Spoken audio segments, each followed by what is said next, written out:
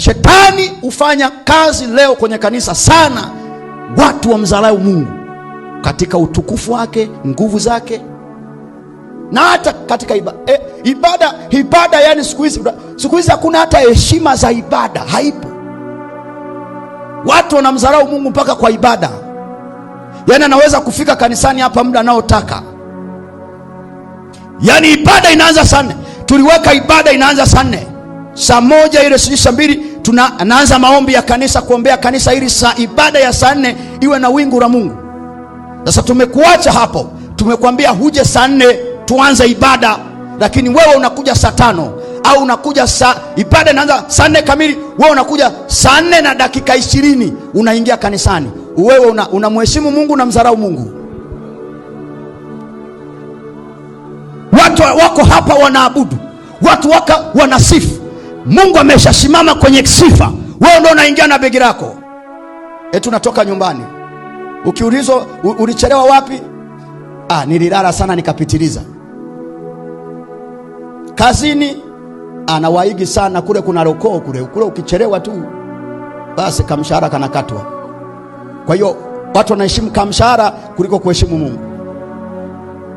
Na niwaambie ukweli, wote mnisikie nyinyi watu wa Mungu, wachelewaji wote wa ibada hawataurithi ufalme wa Mungu. Hii ninakwambia uiweke kichwani mwako. Unaweza mchungaji ana mbingu, ana mbingu. Nimesema kwa hii madhabahu, na hiyo imeandikwa, mchelewaji yoyote hata rithi ufalme wa nini? Kwa nini? Kwa sababu unamdharau Mungu. Haujui kama Mungu ana heshima. Yani tumeweka mida hiyo ya kumtukuza Mungu. Saa hiyo wewe uko na zurura, na pengine saa 4 imefika, unasema umetoka nyumbani, njaa inaniuma. Unaingia kwa mama ntilie tu, unaagiza chapati na maharage, unashiba. Sasa hapa ngoja nikaruke sifa hapa, nikipiga sifa mpaka mbingu zitatikisika. Wewe unadhani mbingu kupiga ni hivyo kwa dharau yako hiyo? Lazima ifike mahali tumheshimu Mungu na ibada zake.